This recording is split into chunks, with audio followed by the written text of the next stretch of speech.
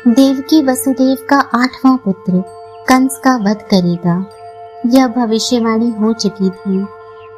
यादव भी अनेक वर्ग संप्रदायों में बट चुके थे। चाटुकार यादव कंस की चाटुकारिता में राजधर्म का विवेक खो चुके थे। मथुरा और उसके उपनिवेश कंस जैसे सन की आत्मलुब्ध, क्रोधी, अस्थिरमति, क्रूर राजा के आतंक से त्राहि त्राहि कर रहे थे। मगध के अत्याचारी सभासद कंस के हितैषी बनकर राजा की मति भ्रष्ट करने में लगे थे और मगध कर्मचारी साधारण जन पर क्रूरतम अत्याचार कर रहे थे। ऐसे में अमात्य वसुदेव मथुरा के जन साधारण के तारक के रूप में विश्वस्त अमात्य थे। वे भी कारागार में सपत्नीक बंदी थे, तथापि वे अपने सहायक यादवों, उपकृत जनता, आचार्य गर्ग आदि दूरदृष्टा ऋषियों के सहयोग से किस तरह आपदाओं व विपरीत परिस्थितियों के प्राणांतक पीड़ा के बीच संघर्षरत रहकर अपने टूटते मनोबल को संभालते हुए कृष्ण और बलराम की जन्म से लेकर युवावस्था तक पालन पोषण, रक्षण शिक्षण की व्यवस्था करते हुए किस तरह कंस के अत्याचारी शासन का अंत करते हैं, यही वसुदेव के जीवन का एकमेव उद्देश्य रहा है। यही वसुदेव उपन्यास का प्राण तथ्य है। नमस्कार दोस्तों, साहित्यिक कहानियों के इस चैनल कहानियां जिंदगी की पर मैं शैली नारायण आज से आप सबके सामने श्री नरेंद्र कोहली जी द्वारा रचित इस उपन्यास वसुदेव का आरंभ करने जा रही हूँ। आप सबसे अनुरोध है कि आदि से लेकर अंत तक इस उपन्यास को सुनें और समझें कि कैसे वासुदेव कृष्ण का जन्म स्वयं में सृष्टि का सर्वोत्तम चमत्कार था और कैसे श्री विष्णु के इस कृष्णावतार ने अपना संपूर्ण जीवन धर्म की स्थापना में और तत्कालीन समाज में व्याप्त अनाचार का अंत करने में लगा दिया। आप सबसे अनुरोध है कि अगर चैनल पर पहली बार आए हैं या अब तक ना किया हो तो चैनल को सब्सक्राइब जरूर करें। आइए शुभारंभ करते हैं। वसुदेव की आंखें फटी की फटी रह गईं। विदाई की घड़ी थी। देवकी की भाभियां और उनकी बहनें आंखों में अश्रु भरे उन्हें घेर कर खड़ी थी। देवक और उनके पुत्र अपने भावों में खोए निकट ही खड़े थे। कंस देवकी को विदा करने के लिए उन्हें रथारूढ़ होने में सहायता कर रहा था। अकस्मात ही उसने न केवल देवकी को छोड़ दिया और अपनी भुजाएं उनसे सर्वथा मुक्त कर ली, वरन पीछे हटकर उसने अपना खड्ग कोष से बाहर निकाल लिया। खड्ग पर किसके लिए? देवकी पर तो कोई संकट नहीं था। अरे, लगा जैसे वह देवकी का ही वध कर डालेगा। जो कंस विवाह में अत्यंत उत्साह से सम्मिलित ही नहीं हुआ था, एक प्रकार से सारे विवाह का प्रबंध और संचालन कर रहा था, वही कंस अकस्मात राक्षस हो गया था। देवकी की समझ में कुछ नहीं आया। वे स्तंभित सी खड़ी थी। न वे कुछ सोच पा रही थी, न बोल पा रही थी और न ही उनका शरीर ही हिल पा रहा था। सारा शरीर सहसा जड़ सा हो गया था। कंस के खड्ग को देखकर देवकी के भाई बहन तथा संबंधी छिटक कर दूर चले गए थे। अब वे किसी के घेरे में नहीं थी। वे और कंस आमने सामने थे। कंस ने देवकी के केश पकड़ लिए थे। यह सब कुछ बहुत आकस्मिक था, किंतु फिर भी वसुदेव संभले। वे देवकी को किसी संभावित आघात से बचाने के लिए उनकी ढाल बनकर उनके सम्मुख आ खड़े हुए थे। क्या बात है मित्र? उन्होंने प्रयत्न पूर्वक स्वयं को नम्र बनाए रखा। लगा कंस एक भुजा से वसुदेव को परे धकेलकर दूसरे से देवकी पर प्रहार करने वाला है। किंतु उसने ऐसा कुछ नहीं किया, कुछ कहा भी नहीं। वह भी जैसे किसी कारणवश स्तब्ध रह गया था। उसकी मुद्रा देखकर अगले ही क्षण वसुदेव ने अपना संबोधन बदल दिया। क्या बात है महाराज? कंस ने वसुदेव के प्रश्नों का कोई उत्तर नहीं दिया। उसने अपने निकट खड़े अपने मागध तांत्रिक भविष्यवक्ता की ओर देखा। भविष्यवक्ता ने जैसे स्वीकृति में अपना सिर हिलाया। हाँ महाराज, इसी स्त्री का। और फिर कुछ सोचकर उसने अपना वाक्य संशोधित कर दिया। महाराज, आपकी इसी भगिनी के 8वें गर्भ की संतान आपका वध करेगी। वह जैसे स्वयं अपनी ही वाणी से डर गया था। उससे आपके प्राणों को संकट है महाराज। कंस का चेहरा भय से पीला पड़ गया था। उसके नेत्रों में भय की छाया थी। उसके मुख से कोई शब्द नहीं फूटा। लगा वह अपने भय से लड़ रहा था। वह देवकी की ओर इस प्रकार देख रहा था जैसे वह साक्षात मृत्यु के दर्शन कर रहा हो। उसने स्वयं को संभाला। अब वहां भय नहीं, भय की प्रतिक्रिया थी। उसने आक्रामक रूप धारण कर लिया था। वध तो वह तब करेगा जब उसका जन्म होगा। मैं देवकी का ही वध कर देता हूँ। ना रहेगा बांस और ना बजेगी बांसुरी। वसुदेव सब कुछ समझ गए थे। परीक्षा का क्षण आ पहुंचा था। उनका मस्तिष्क पूरे वेग से दौड़ रहा था। विवाह में सम्मिलित ये सैकड़ों स्त्री पुरुष अपनी खुली आंखों से देख रहे थे कि कंस अपनी निरपराध भगिनी की सार्वजनिक रूप से हत्या करने जा रहा था। किंतु किसी के मन में उसके प्रतिकार और निराकरण का कोई विचार अंकुरित होता हुआ भी दिखाई नहीं दे रहा था। कहीं कोई सहायता नहीं थी। किसी के मन में नहीं आया कि उसे हस्तक्षेप करना चाहिए। देवकी के पिता और कंस के चाचा देवक भी कुछ पीछे हट गए थे। चारों ओर पूर्ण जड़ता का साम्राज्य था। सबकी आंखों में भय और असहायता का भाव था।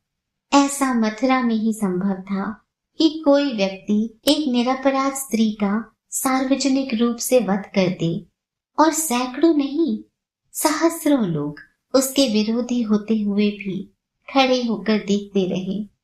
योद्धाओं के खड्ग उनकी कटी से ही बंधे रहेंगे। वे कोष से बाहर नहीं निकलेंगे। वीरों की भुजाओं की मछलियां तड़प कर रह जाएंगी, पर उनकी भुजाएं नहीं उठेंगी। मथुरा में न्याय की ही नहीं, साहस की भी मृत्यु हो चुकी थी। कदाचित जन सामान्य के साहस के देहांत पर ही राक्षसों के अन्याय का जन्म होता है। शासन के दंडधर, सैनिक, न्यायमूर्ति, दंडाधिकारी तो कुछ करेंगे ही नहीं। देवकी के पिता और भाई भी अपना हाथ नहीं उठाएंगे। हाथ वे तो अपनी जिह्वा भी नहीं हिलाएंगे। तो वसुदेव ही क्यों कुछ नहीं करते? मथुरा के धर्माधिकारी और सामान्य नागरिक के रूप में ही नहीं, पति के रूप में भी उन्हीं का दायित्व था कि वे अपनी पत्नी की रक्षा करते। उनका हाथ अपने खड्ग की मूठ पर गया भी, किंतु सोचकर वे थम गए। यह ठीक है कि वे स्वयं अच्छे योद्धा थे। उनमें साहस का इतना अभाव नहीं था कि अपनी नवविवाहिता को इस प्रकार अपनी आंखों के सम्मुख कंस के खड्ग से कट जाने देते। उनके चारों ओर विष्णु वंश के वीर खड़े थे। यदि वसुदेव साहस करेंगे तो संभवतः वे लोग भी उनकी सहायता को आ जाएं। पर वसुदेव भूल नहीं सकते कि ये ही लोग थे जिनके सम्मुख कंस ने महाराज उग्रसेन को बंदी बनाकर कारागार में डाल दिया था। कोई नहीं आया था अपने राजा की सहायता के लिए। न मंत्री, न सेनापति, न उनके भाई और न उनके जमाता। और अब तो कंस की स्थिति अत्यंत दृढ़ हो चुकी है। कंस राजा है, उसकी अपनी सेना तो है ही। अनेक मागध वाहिनियां उसकी सहायता के लिए मथुरा के स्कंधावार में सन्नद्ध खड़ी हैं। उसकी अंगरक्षक वाहिनी निकट ही उपस्थित है। यहाँ वसुदेव को कुछ सफलता मिल भी गई तो कंस की एक पुकार पर चेदि से मगध तक के राजा और उनकी सेनाएं मथुरा पर चढ़ दौड़ेंगी। यदि वसुदेव ने आज कंस के विरुद्ध अपना खड्ग उठाया तो न वे जीवित बचेंगे न देवकी। इतना ही क्यों, रोहिणी, मंदिरा, भद्रा और उनकी अन्य पत्नियां भी नहीं बचेंगी। कंस उनके किसी भी पुत्र को जीवित नहीं छोड़ेगा और वसुदेव के भाई किसी के भी जीवित रहने की आशा नहीं रहेगी। पर वसुदेव मात्र एक योद्धा ही नहीं है। वसुदेव के एक मन ने कहा, वे मंत्री भी हैं। कंस के मन में जाने उनका कितना महत्व था, किंतु वे उग्रसेन के प्रिय मंत्री थे। वे अपनी बुद्धि से भी तो काम ले सकते हैं और राजा को मंत्रणा दे सकते हैं।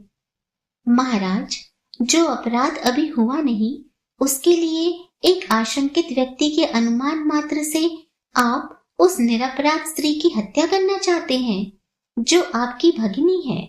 वासुदेव बोले, पहले अपराध होता है, फिर राजा उसके लिए दंड की घोषणा करते हैं। कंस ने घूर कर वसुदेव को देखा।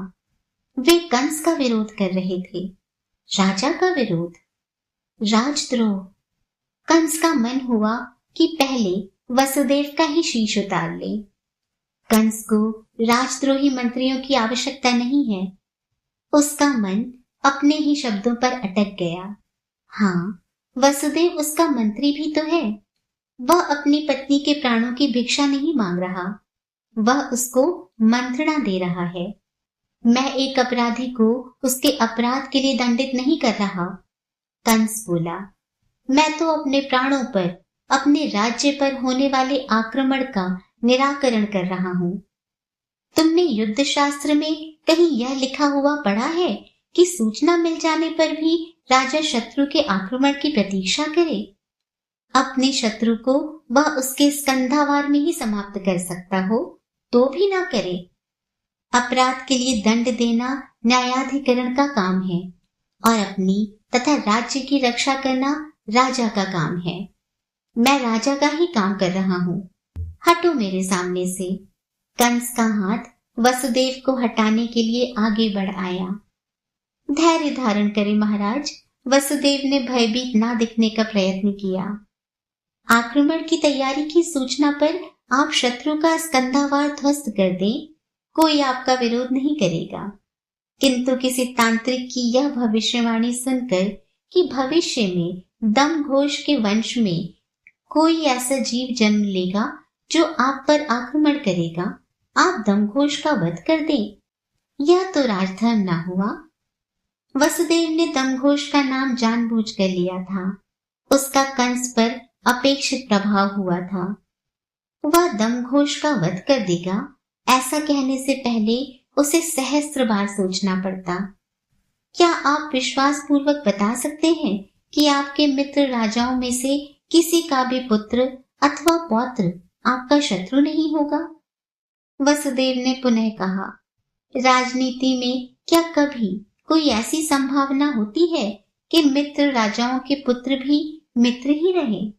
नहीं ना? नहीं। तो आप किस किस मित्र राजा का वध कर चुके? पर देवकी का 8वां पुत्र मेरा वध करेगा, यह निश्चित सूचना है। वसुदेव समझ नहीं पाए कि कंस का भय प्रबलतर था या उसका क्रोध। तो आप उसके 8वें पुत्र के जन्म लेते ही उसका वध कर दीजिएगा। वसुदेव बोले, आपको संकट देवकी के 8वें पुत्र से है, देवकी से तो नहीं। देवकी कांप कर रह गई। वसुदेव किस सुविधा से अपने 8वें पुत्र के वध की बात कर रहे हैं? कंस ने देवकी की ओर देखा, किंतु बोला वह वसुदेव से ही।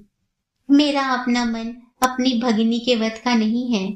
मैंने इसे इसके शैशव से खिलाया है, किंतु क्या जानता था कि इसी का पुत्र मेरा वध करेगा। यह भी कहाँ जानती है कि आपका वध इसके पुत्र के हाथों होगा।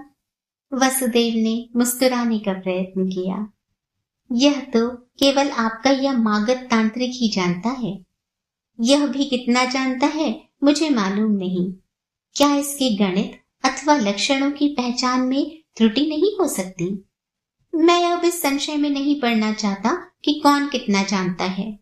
कंस बोला, मैं अपने प्राणों की रक्षा में कोई ढील नहीं छोड़ना चाहता। फिर संख्या के अनुमान में कहीं कोई विवाद अथवा भ्रम भी हो सकता है। यदि तुम वचन दो वसुदेव कि तुम देवकी की प्रत्येक संतान को जन्म लेते ही मुझे सौंप दोगे, तो मैं तुम्हारी नवविवाहिता को यह मानकर जीवित छोड़ सकता हूँ कि इसके मन में तो मेरे प्रति कोई शत्रु भाव नहीं है। देवकी को मैं जानता हूँ। वसुदेव देख रहे थे कि कंस अपने मुख से सौहार्द की चर्चा कर रहा था, किंतु उसकी भुजाएं खड्ग तौल रही थी। जाने किस समय उसका हाथ उठ जाए और देवकी के प्राणों पर संकट आ जाए। कंस मेरे मित्र, वसुदेव ने अपनी वाणी में स्नेह उड़ेलने का प्रयत्न किया। मेरा भी तो तुमसे मैत्री और स्नेह का ही संबंध रहा है। आशा है तुम मेरे इस विवाह को सुख का अवसर ही रहने दोगे। मेरी नवौढ़ा पत्नी का वध कर इसे एक त्रासद घटना नहीं बनाओगे। मुझे न तुम्हारी मैत्री पर संदेह है, न तुम्हारे स्नेह पर। मैं तुम्हारे इस नए विवाह का सुख भी तुमसे छीनना नहीं चाहता। कंस बोला, किंतु अपनी संतान किसे प्रिय नहीं होती?